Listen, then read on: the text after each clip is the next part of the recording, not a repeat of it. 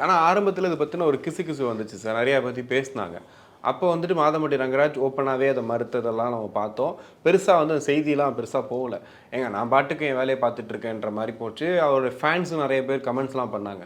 அப்படிலாம் ஒண்ணும் வாய்ப்பே இல்லன்னு சொல்லிட்டு. ஆனா இப்போ ஸ்ருதின்னு ஒரு ஒய்ஃபு, 2 குழந்தைங்க அதெல்லாம் பார்க்கும்போது இது இல்லீகலான இதுக்குள்ள வரும்ல சார் இந்த விஷயம்? கண்டிப்பா இல்லீகலா இப்போ அவங்க லீகலா அவங்க அட்வொகேட் அவங்க லீகலா வந்து ஒரு ஆக்ஷன் எடுத்துட்டாங்கன்னா இவர் அரெஸ்ட் பண்றது கூட வாய்ப்பு இருக்கு.